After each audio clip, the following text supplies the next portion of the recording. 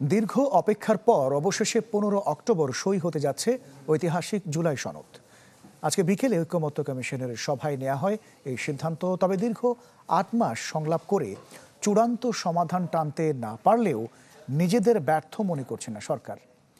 আর বিশেষজ্ঞদের মত হলো নির্বাচনের আগে গণভোট কিংবা একই দিনে জাতীয় নির্বাচন ও গণভোট তৈরি করতে পারে জটিলতা। আদ্দিন সজীব জানাচ্ছেন বিস্তারিত।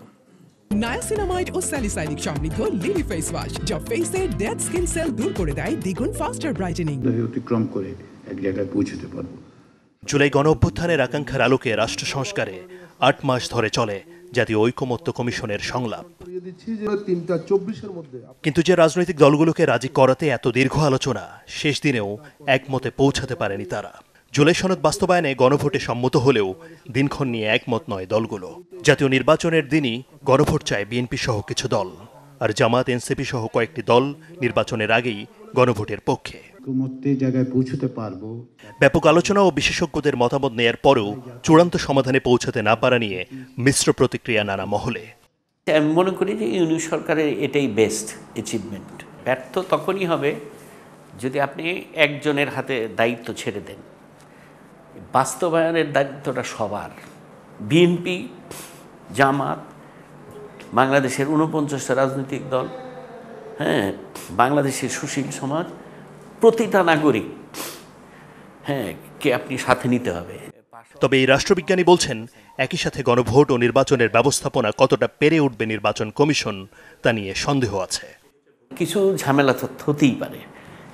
এই একটা নতুনভাবে একটা কাজ আপনি করতে যাচ্ছেন, আবার বাংলাদেশে একই সাথে এরকম নির্বাচন করার অভিজ্ঞতা তো নাই। কিছু তো প্রবলেম হবে, কিন্তু সেটাকে আগে সিদ্ধান্ত হোক। সিদ্ধান্ত হইলে তো সেটা মানে কি কি চ্যালেঞ্জ আসতে পারে এগুলো নিয়ে তো আলোচনা করা সম্ভব। এদিকে সংলাপকে ব্যর্থ বলতে রাজি নয় সরকার। প্রধান উপদেষ্টার বিশেষ সহকারী মনির হায়দার জানান, বিশেষজ্ঞদের পরামর্শ ও দলগুলোর মতামত সমন্বয় করে পরের সপ্তাহেই সুপারিশ দেবে ঐকমত্য কমিশন। জাতীয় সনদ এটাই সবচেয়ে বড় অর্জন। এখন প্রশ্ন হতে পারে এর মধ্যে কি আছে। এখানে নির্বাচিত কিংবা অনির্বাচিত কোনো সরকার বা কোনো প্রধানমন্ত্রী যাতে স্বৈরশাসক বা ফ্যাসিস্ট না হয়ে উঠতে পারে, সেটার জন্য যত ধরনের প্রোটেকশন বা রক্ষা কবচ তৈরি করার সুযোগ আছে তার সর্বোচ্চ চেষ্টা করা হয়েছে। জুলাই সনদ বাস্তবায়নের প্রক্রিয়া শেষ পর্যন্ত কি হতে যাচ্ছে তা চূড়ান্ত না হলেও স্বাক্ষর হতে যাচ্ছে আসছে 15 অক্টোবর। বৃহস্পতিবার বৈঠকে এই সিদ্ধান্ত নিয়েছে জাতীয় ঐকমত্য কমিশন। জানানো হয়, জাতীয় সংসদের দক্ষিণ প্লাজায় ঐতিহাসিক এই স্বাক্ষর অনুষ্ঠানের নেতৃত্ব দেবেন প্রধান উপদেষ্টা ডক্টর মোহাম্মদ ইউনূস। আদ্দিন সজীব, চ্যানেল 24, ঢাকা।